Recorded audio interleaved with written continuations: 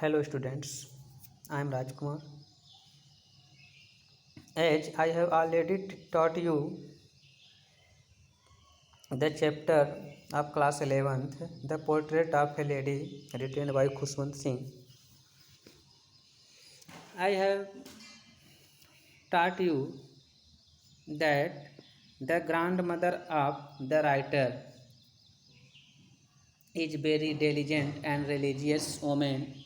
She was a pitiful and she loved every birds and animals. The writer says that his grandmother looks similar as 20 years old. Writer कहता था कि उसकी दादी माँ जैसे 20 साल पहले दिखती थी वैसे अभी भी दिखती है। ये आपको थोड़ा सा कंट्राडिक्टरी लगता था। राइटर कहता था कि दादी माँ कहती थी कि वो पहले बहुत सुंदर हुआ करती थी, खेला करती थी, लेकिन हमें नहीं लग रहा है कि वो कभी सुंदर हुआ करती थी।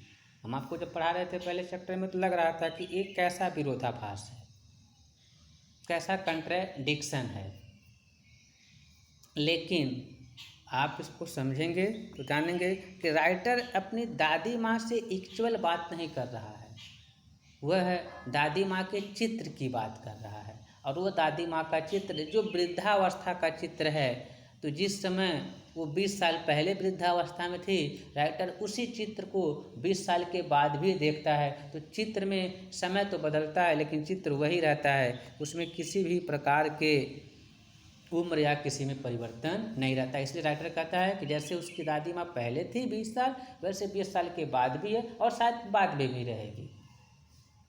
सुंदर क्यों नहीं हो सकती है? बिकॉज दादी माँ का जो सुंदर वाला चित्र था, यंग थी, खेलती थी, वो चित्र तो था नहीं। चित्र में वृद्ध वाला चित्र है, तो वृद्ध से वो जो फोटो यंग तो हो नहीं सकता था, इसीलिए वो राइटर ऐसा कहता था। अब हम अगले पैसेज को हम पढ़ेंगे तो देखते हैं। My grandmother always went to school with me. मेरी दादी माँ हमेशा मेरे साथ विद्यालय जाया करती थी। Because the school was attach to the temple. वो क्यों जाया करती थी? क्योंकि जो विद्यालय था वो टेम्पल मंदिर से लगा हुआ था या सटा हुआ था। The priest taught us the alphabet and the morning prayer.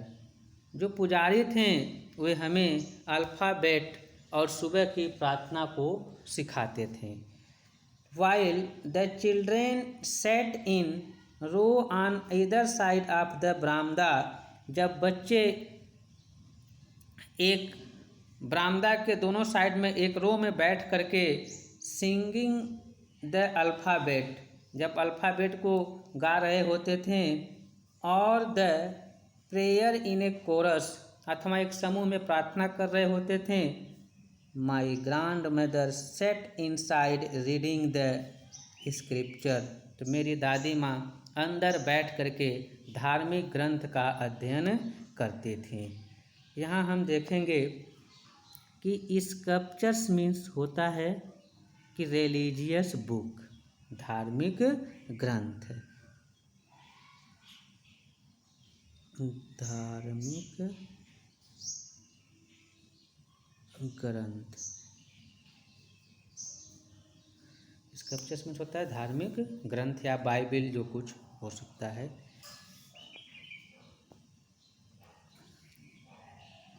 When we both finished, जब हम दोनों अपने अपने कार्य को समाप्त कर लेते थे, अर्थात दादी माँ उसको समाप्त कर लेती थी धार्मिक ग्रंथ को और मैं प्रार्थना को, we would walk back together, तो हम लोग साथ साथ वापस चले जाते थे। This time the village dogs would meet us at the temple door. इस समय जो गांव के डॉग्स थे, कुत्ते थे, वो हमें उस मंदिर के दरवाजे पर मिलते थे। They followed us to our home, growling and fighting. वे हमें घर तक पीछे पीछे आते थे। ग्रोलिंग मीन्स गुर्राते हुए। ग्रोलिंग मीन्स होता है गुर्राना। गुर्राना।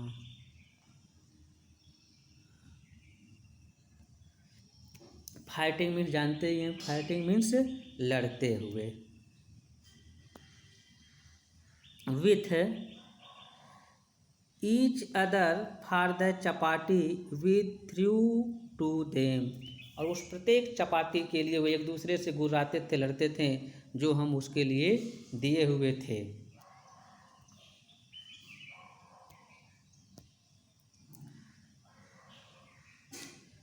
When my parents were comfortably settled in the city, जैसे कि पहले बता दिए हैं कि राइटर के माता पिता राइटर को उसकी दादी माँ के पास छोड़ करके व्यवस्थित होने के लिए चले जाते हैं। तो वो बता रहा है कि जब उसके माता पिता पूरे आराम से शहर में व्यवस्थित हो जाते हैं तो दे सेंड फारस, तो उस दोनों लोगों को बुला लेते हैं। सेंड फारस मीन्स दादी को और राइटर को अपने पास बुला लेते हैं। That was a turning point in our friendship. जैसा कि हम पहले कह चुके हैं कि राइटर कह रहा था कि टर्निंग पॉइंट मीन्स क्या होगा, तो ये जो टर्निंग पॉइंट यहाँ पर है, इसकी सेंस प्रयोग है राइटर का जो उसकी दादी माँ के साथ जो फ्रेंडशिप था। टर्निंग पॉइंट मतलब फ्रेंडशिप में या व्यवहार में जो परिवर्तन आता है। तो दादी माँ के साथ जो फ्रेंडशिप था, पहले जो फ्रेंडशिप था जब उसके माँ बाप के साथ नहीं रहता था, अकेले रहता था, तो जब फिर अपने माँ बाप के साथ रह रहा है तो वो जो फ्रेंडशिप थी दादी माँ के साथ, उस फ्रेंडशिप में परिवर्तन हो गया, चेंज हो गया। तो डैट इज क्या, चेंजफुल हो जाएगा, चेंजिंग पॉइंट जिसे कहते हैं। ऐसा करा है कि although we share the same room.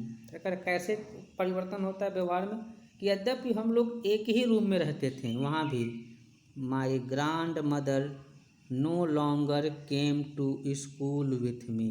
लेकिन दादी माँ अब मुझे मेरे साथ विद्यालय नहीं आया करती थी। I used to go to an English school in a motor bus. मैं एक इंग्लिश स्कूल में मोटर बस से जाया करता था। There were no dogs in the street. गली में कोई कुत्ते नहीं थे। And she took to feeding sparrow in the courtyard of our city house. तो वह हमारे शहर के घर में स्पैरो को, गौरैया को भोजन दिया करती थी। As the years rolled by. जैसे जैसे समय बीतता गया,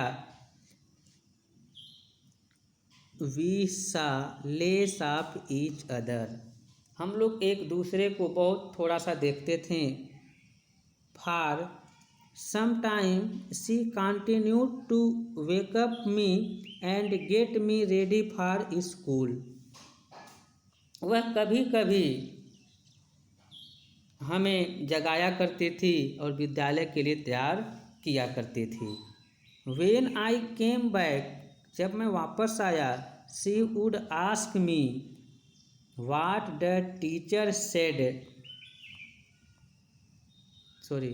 what the teacher had taught me. जब मैं वापस आया तो मेरी दादी माँ ने पूछा कि अध्यापक ने क्या पढ़ाया है। I would tell her English words. मैं उसको इंग्लिश शब्द के बारे में बताया। And little things of western science, और थोड़ा बहुत पश्चिमी सभ्यता के बारे में बताया। एंड लर्निंग, और पश्चिमी अध्ययन या विद्वता के बारे में बताया। द लॉ ऑफ ग्रेविटी, गुरुत्वाकर्षण के नियम के बारे में बताया। आर्किमिडीज प्रिंसिपल्स, आर्किमिडीज के सिद्धांत के बारे में बताया। The world's being round ETC, पूरी पृथ्वी गोल है, दुनिया गोल है, इसके बारे में बताया। दिस मेड हर अनहैप्पी, तो यह उसको या दादी माँ को दुखी कर दिया। She could not help me with my lesson, अब वह मेरे पाठ में मेरी मदद नहीं करती थी, मेरे पाठ को पढ़ने में सिखाने में मेरी मदद नहीं करती थी। She did not believe in the things they taught at the English school, वह उन चीज़ों में विश्वास नहीं करती थी जो उस समय इंग्लिश स्कूल में पढ़ाया जाता था।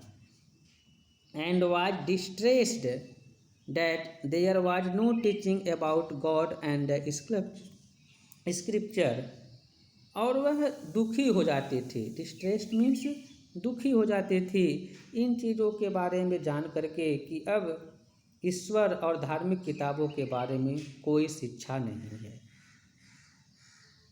One day I announce that we were being given music lesson, एक बार मैंने घोषणा किया कि हमें संगीत का पाठ दिया गया है। शी वॉज वेरी डिस्टर्ब, वो बहुत विचलित हो गई। To her music had lewd association, उसके लिए संगीत जो है वो गंदे लोगों की संगत है। ल्यूड मीन्स होता है absurd people, low class people.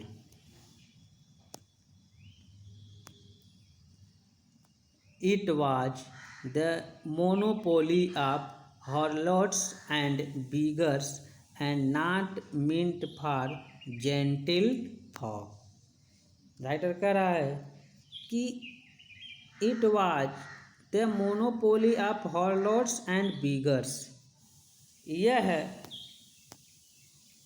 किसी हार्लॉट एंड भिखारियों का एकल गीत होता है। मोनोपोली मीन्स क्या होता है? संगत या ग्रुप में गाया जाना। हार्लॉट मीन्स देखेंगे यहाँ दिया गया है, हार्लॉट मीन्स होता है यहाँ पर प्रोस्टिट्यूट होता है, नचनिया भी कह सकते हैं। बीगर्स भिखारी। कह रहा है राइटर कि उसके लिए क्या था, दादी माँ के लिए था कि यह जो था यह एक इस तरीके से गीत है, and not meant for gentle folk, और यह सभ्य लोगों का गीत नहीं है। She said nothing but her silence meant disapproval, वो कुछ नहीं कही लेकिन उसके जो साइलेंट थे वो नामंजूरी दिखा रहे थे। She rarely talk to me after that, उसके पश्चात वो मुश्किल से मुझसे बात किया करती थी। When I went up to university, जब मैं यूनिवर्सिटी विश्वविद्यालय में गया, I was given a room of my own, मुझे अपना खुद का कमरा दिया गया। The common link of friendship was snapped, जो साधारण मित्रता थी हमारी अर्थात दादी माँ के बीच में, वो स्नैप्ड हो गई। स्नैप्ड मीन्स टूट गई, टूटना। जो मित्रता थी दादी माँ के साथ इनकी, वो क्या हो गई, टूट गई। My grandmother accepted her seclusion with resignation, जैसे कि हमने पहले ही बता दिया था कि इस शब्द का भी, इसका भी एक यहाँ पर सेंस में किसमें प्रयोग हो जाएगा। तो writer correct, my grandmother accepted her seclusion with resignation, जैसे कोई त्यागपत्र दे करके अपने कार्य को स्वीकार कर लेता है, हमने स्वयं से ही त्यागपत्र दिया है, किसी के दबाव नहीं। उसी तरीके से जब राइटर अपनी दादी माँ से अलग हो जाता है तो दादी माँ जो अकेल हो जाती है राइटर से, तो वो उस एकांतपन को, सेकुलेशन को, सेकुलेशन मीन्स होता है एकांतपन को आराम से स्वीकार कर लेती है, बिना किसी विरोध के क्या कर लेती है, स्वीकार कर लेती है। Now she rarely left her spinning wheel to talk to anyone, वो तब से मुश्किल से किसी से बात करने के लिए अपने स्पाइनिंग हील जो होता था, जो चरखा होता था, उसको मुश्किल से छोड़ती थी। From sunrise to sunset she sat by her wheeling spinning and reciting prayer. वो सूर्योदय से लेकर के सूर्यास्त तक वह एक हिल स्पाइनिंग के बगल में बैठी रहती थी, या हिल स्पाइनिंग पर बैठी रहती थी, रिसाइटिंग प्रेयर और प्रार्थनाएं करती रहती थी। हिल स्पाइनिंग मीन्स यहाँ ये भी हो सकता है कि वो जो होता है पहिया लगा हुआ रहता है जो चलता रहता है, उसी की बात किया जा रहा है। Only in the afternoon she relaxed for a while to feed the sparrow. केवल दोपहर के बाद वो थोड़ा सा आराम हो जाती थी, उसको आराम लगता था जब वह गौरैये को भोजन कराती थी। While she sat in the verandah breaking the bread into little bits. जब वो बरामदा में बैठ करके रोटियों को छोटे छोटे टुकड़ों में तोड़ती थी,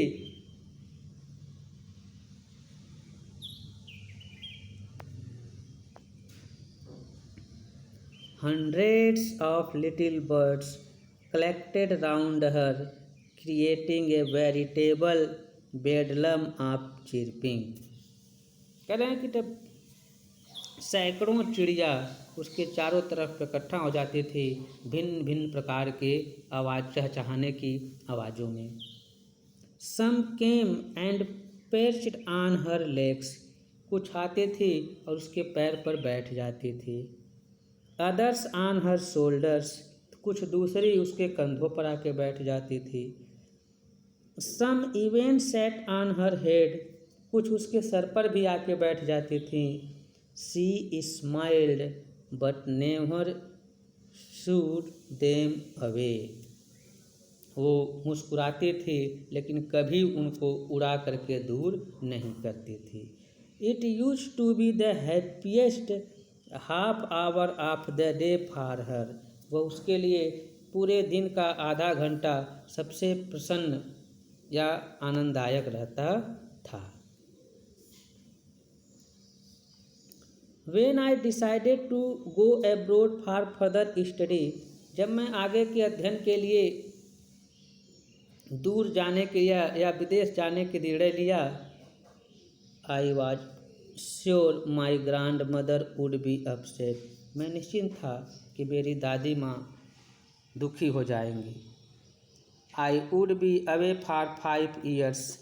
मैं 5 साल के लिए दूर रहूँगा। And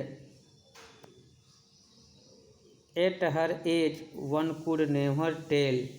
और उसके उम्र के व्यक्ति कोई नहीं ऐसा कहेगा कि 5 साल दूर रहो।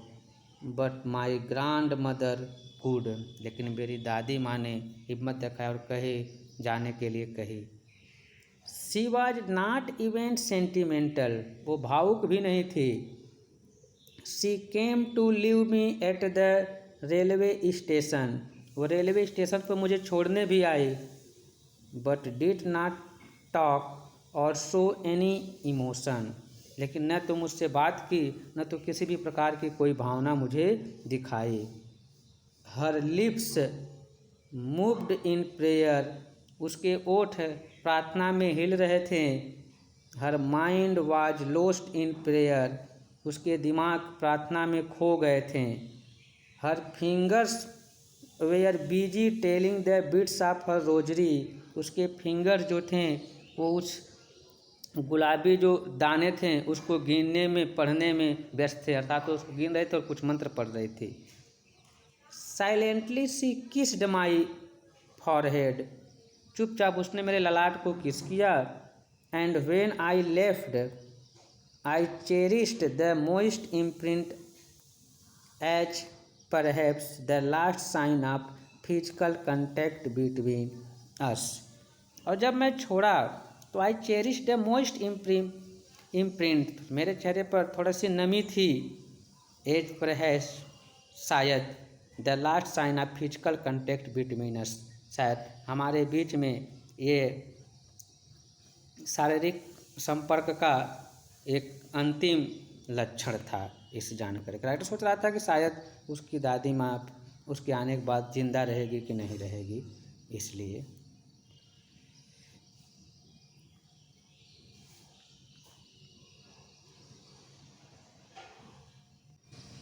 तो आज हम इतना समाप्त करते हैं। नेक्स्ट चैप्टर हम अगले के वीडियो में देखेंगे। Have a nice day, best of luck everyone.